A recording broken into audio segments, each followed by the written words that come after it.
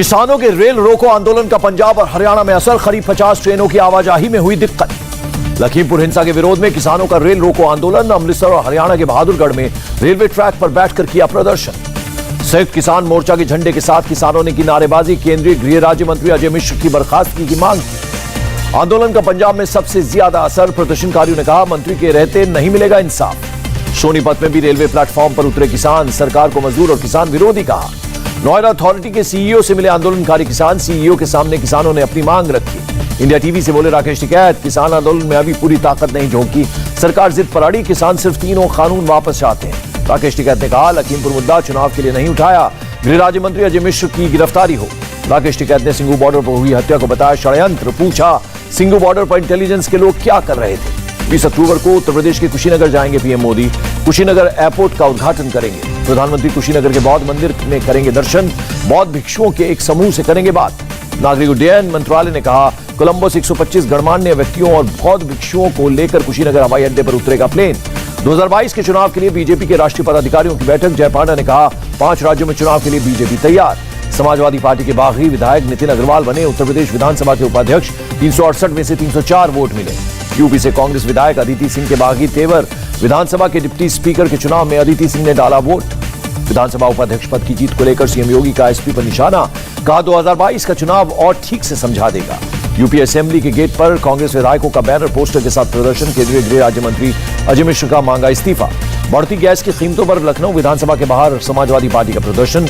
Gas cylinder poster के साथ उड़ाए काले गुब्बारे। तेल की बढ़ती कीमतों पर अखिलेश यादव का बीजेपी पर हमला। कहा, पेट्रोल पंप बीजेपी के लिए पैसों के पंप बने। राहुल गांधी ने भी मोदी सरकार को घेरा। कहा, मोदी मित्रों को फायदा पहुंचाने के लिए लोगों को दे रहे हैं धोखा।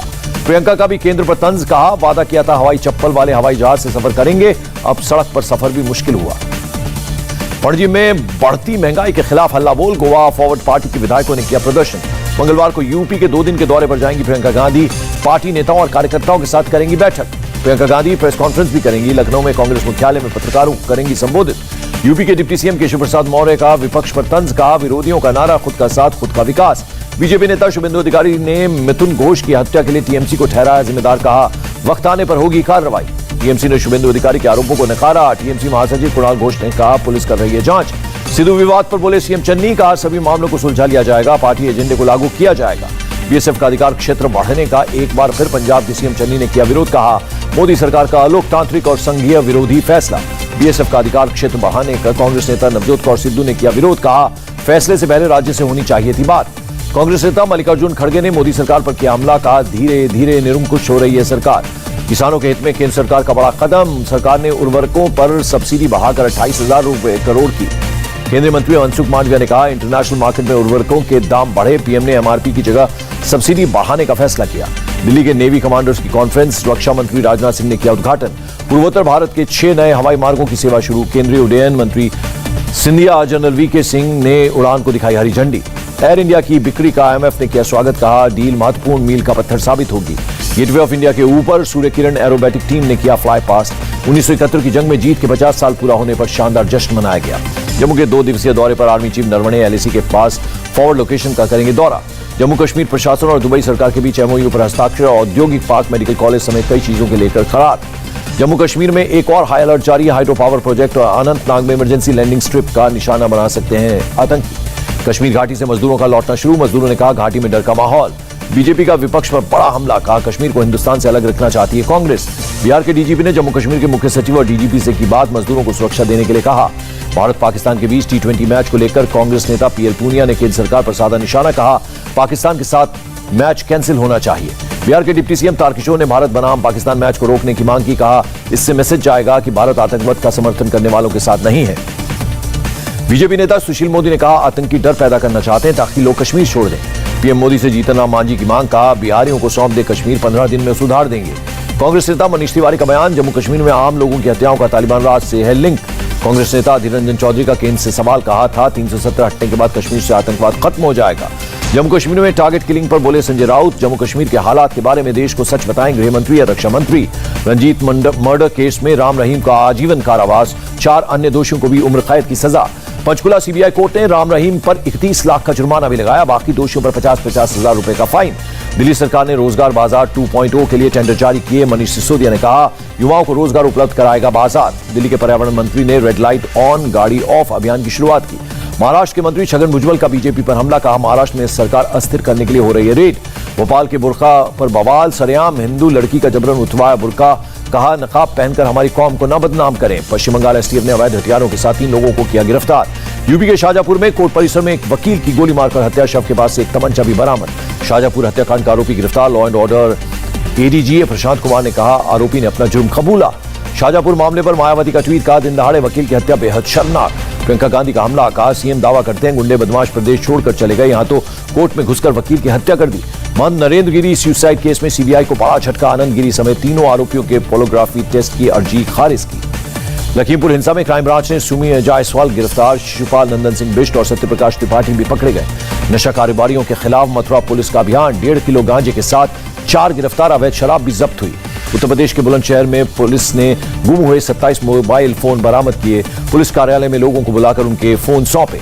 गाजियाबाद पुलिस ने भोजपुर से 2 हथियार तस्करों को किया गिरफ्तार, अवैध हथियार भी बरामद। रुद्रप्रयाग के डीएम ने दी जानकारी, केदारनाथ के दर्शन करने आए 2000 श्रद्धालु सुरक्षित स्थानों पर हैं। सीएम पुष्कर सिंह धामी ने पौड़ी और रुद्रप्रयाग के जिलाधिकारी से ताजा हालात की ली जानकारी। पौड़ी में 3 लोगों की मौत, 2 घायल। बद्रीनाथ में भारी बारिश के बाद बर्फबारी, मौसम विभाग ने तेज बारिश की आशंका जताई।